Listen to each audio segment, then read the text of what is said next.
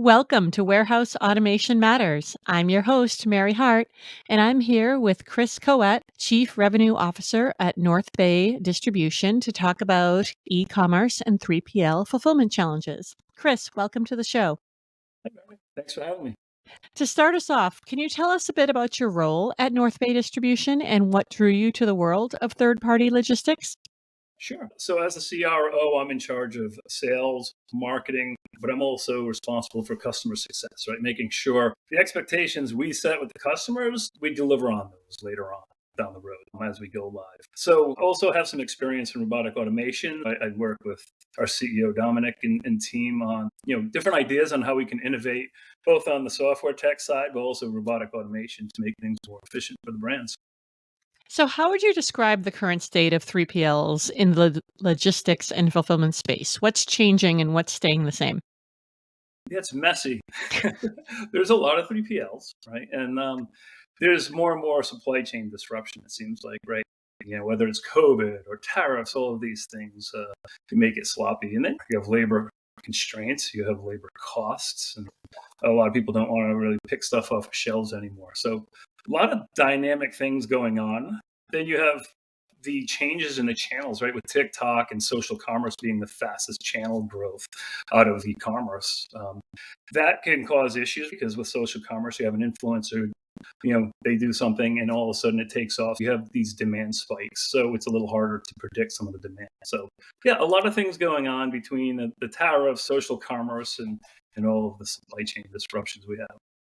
What trends are you seeing in how brands are partnering with 3PLs today based on those disruptions and the innovation in e-commerce?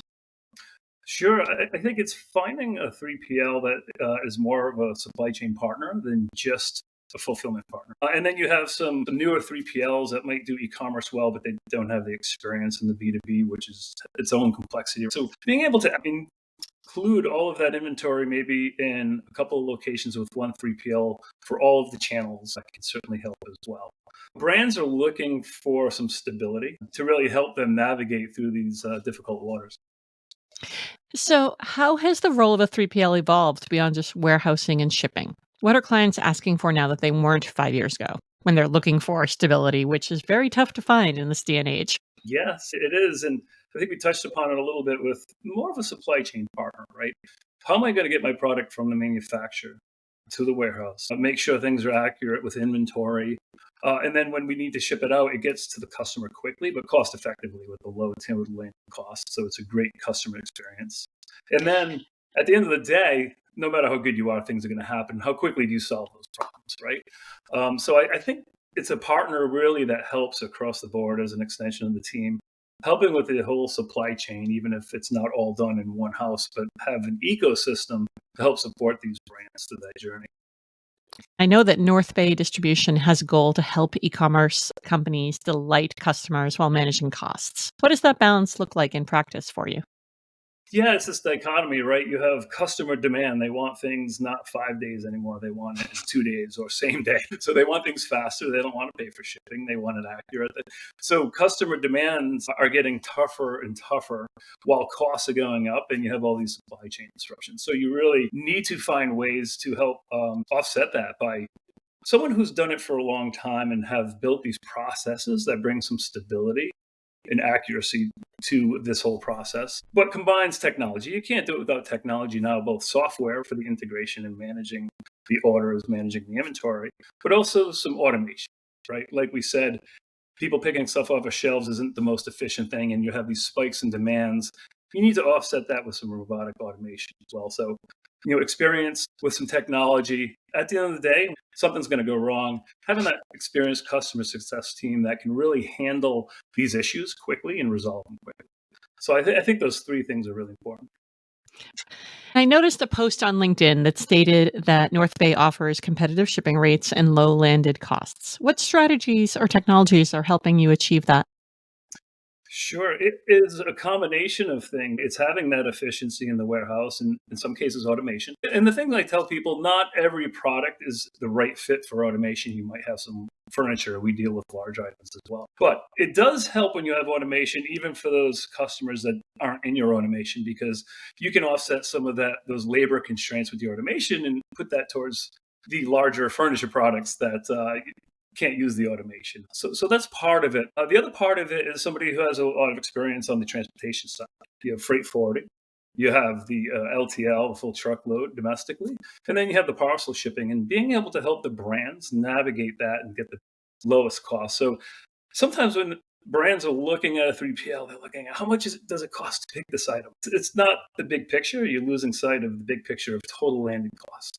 What does it cost to get my product into the warehouse, store it, get it out efficiently? And accuracy, you forget the soft costs of mistakes. If there's a lot of mistakes, if you have to reship things, you lose customers, and those costs add up. But then getting a good transportation program that can get you inexpensive shipping, or the most cost-effective, because shipping costs have gone up quite a bit. So having a multi-node warehouse system where you're covering the coast and you have multiple warehouses so you can get the inventory closer to the customer. It'll get to the customer faster. It'll cost less to ship it. And if you aggregate that spend with a 3PL that has been doing it for a long time and has really good rates, that can really reduce your total landing cost. So that's what we try to do. That makes sense. We talked about how customers now want their products quicker than ever. They don't want to wait a week. They want them same day or 2 to 3 days. And I know that North Bay has been able to reach 95% of the US within 2 to 3 days via ground, which is very impressive. How have your location decisions, such as putting locations closer to the warehouses, et cetera, and infrastructure made that possible? So we have several warehouses, California, Georgia. We're finalizing Northeast.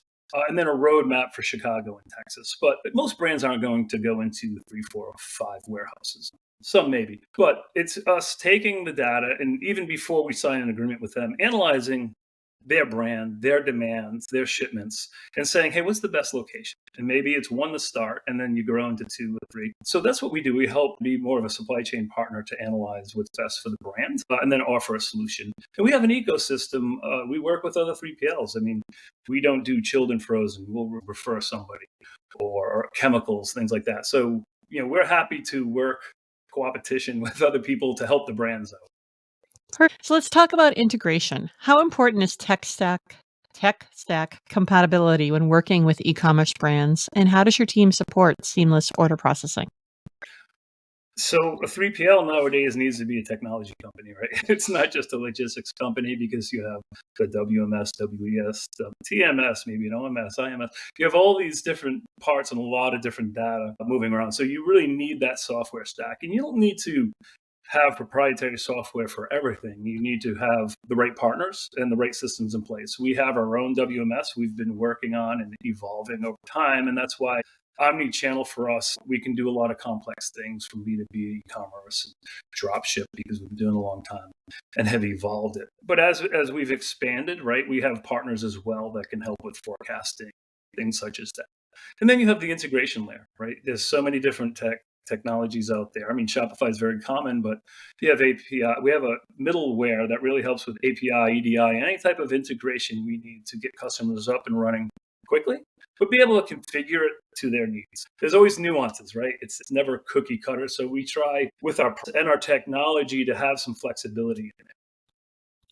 So let's talk about high order accuracy, which is a standout statistic. What processes or tools have you implemented to reduce errors and returns in that shipping process? So a lot of downstream issues are caused upstream. So it's getting the process right from the beginning when you receive product, even before. So what we do is before we actually even go live or even finish the agreement, we get ops and IT on with the customer, make sure we understand their product and the process that they're looking for. And then we align on what that's going to be. Again, right from the inbound of the product to the outbound, the packaging. So we're aligned before we even do an agreement. Once we do the agreement, then we have a kickoff call. And so we're very involved with the customer and the brand during this whole process to make sure we're aligned. That way, once we get an order in, we know that there's a UPC on, or maybe there isn't and we need a UPC, but we're aligned. And right up front, we actually have accuracy in receiving, scanning, and the put away, so we know that our inventory is accurate. right? And so that's a big part of it, because if your inventory is not accurate, you go to pick something that's not in stock, your order accuracy is not going to be too good. So getting it right up front, and then again having the tech stack with mature processes and people combined with some automation.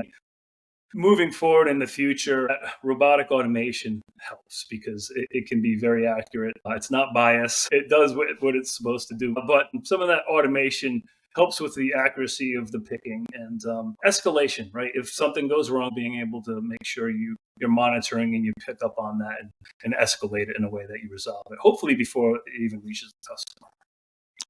So, how are you helping brands improve customer satisfaction through logistics, especially when you may not control the product itself?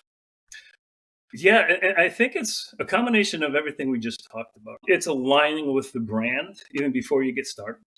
It is having the right people, process, and technology. For us, we've been around for 50 years. So it's combining the processes we've evolved and that experience with the right technology, both software and robotic automation. When things go wrong, having the right customer success process and people in place. So those three things really are what you need to get that customer satisfaction. And we talked a little bit about inventory management and making sure that you had order accuracy and having the right inventory there in order to then be able to fulfill the order. So, inventory management we know is often a pain point for growing e-com businesses. How does North Bay help its clients gain better control and visibility over their inventory? Yeah, again, the PO inbound, right? Making sure that's accurate, making sure we're scanning things, checking to see if the manufacturer is correct. So sometimes you'll want a spot check, right? If you trust your manufacturer and they're usually pretty accurate, it's not a problem. But making sure that what's supposed to be in a case is in a case, or on a pallet is on a pallet, and you're receiving that properly, not in a manual way as much as possible, but scanning it, making sure the PO is received properly. So those upfront things make a big difference. And then, that WMS system, having some maturity in your systems. So you trust that when it's scanned and shipped out, that it's deducted from your system.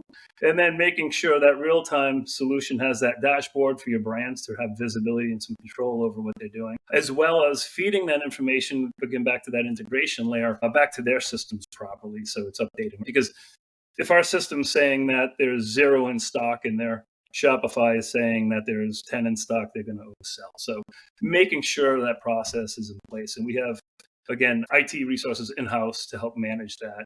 And we've seen a lot of different things. So we'll talk through the customer saying, do you have an upsell product? That can cause issues downstream. So we'll try to prevent these things up front. So now you work in 3PL, you've been invested in it. What are some emerging challenges or opportunities that you're watching closely for 3PLs in the next 1 to 2 years? And I think the labor, right? Mhm. Can be labor constraints, everything that's going on. That can really fluctuate quite a bit. And it gives an opportunity for more safety in the warehouse, automating more things and providing some labor, some more skills to manage the robots and some more skilled labor tasks. So I think it's an opportunity as well for higher pay, more efficiency in the warehouse. But that is a challenge, the labor, right? Not knowing about the tariffs. So, we're just launching an FTZ, so putting things in place like a foreign trade zone that can help manage or even reduce the costs of tariffs. There's always going to be supply chain risks. So making sure you have a partner that's flexible and adaptable and is going to help you through those challenges. That's part of the challenge. COVID and the tariffs pop up and these different things, and what happens next year, there's probably going to be something that comes up we're not aware of, but if you have flexibility and some maturity, you can get through it. Perfect. Great advice. So, continuing with advice, what advice would you give to a growing brand or even a current e commerce brand that's evaluating 3PL partners for the first time? And what should they be looking for beyond just price? That's a great question because I've even made this mistake with other companies I've had. Right, you tend to want to pick the lowest price, but the lowest price again on a line item is not your lowest total landed cost necessarily. Mhm. It's really looking at the total landed cost, including soft costs of inaccurate shipments and losing customers and things such as that. That's a big part of it. Finding a 3PL that's been doing it for a while, because there are some 3PLs going out of business right now due to all this change. So you want someone with some stability and has been doing it for quite a while, has some mature processes. I do believe automation, if if the 3PL doesn't have automation and not a good roadmap for it, that could be a challenge in the next few years. I think that's a big one. And then again, the team and customer success team being an extension of the brand's team. Inevitably, when issues happen, how quickly are they going to respond and work together to solve it? So, what's one thing about North Bay distribution that you think more people should know? Well, we've been around for 50 years, so we actually started in distribution. So certainly no B2B, and our systems are built around that, which have complexities around compliance and chargebacks and all that fun stuff with the big retailers. But we're innovative, meaning when Amazon came around and e-commerce came around, we jumped on those channels right away. So we've been doing those for a long time. We have partners and consultants that can help our brands grow in those spaces as well. And again, we embrace innovation, so that software stack where we have our own WMS we've been building out, augment that with other good partners, as well as that robotic automations, everything from on-demand packaging to AMRs to cover that space so people don't have to walk around the warehouse as much, wasting efficiency there. We have Cart Plus with Cartesian that can fit within weeks. They can put a system right in between your existing racks to pick and to put it to a put wall and do things very efficiently like that. So that automation really helps. Thank you. So, where can listeners learn more about your services or get in touch with the North Bay distribution team? N as in Nancy, B as in Bravo, D as in Delta, 3PL.com. So NBD3PL.com. Perfect. And thank you, Chris, for being on the show. It was a pleasure. We're always here to help you move what matters in your warehouse for unmatched flexibility and unlimited throughput.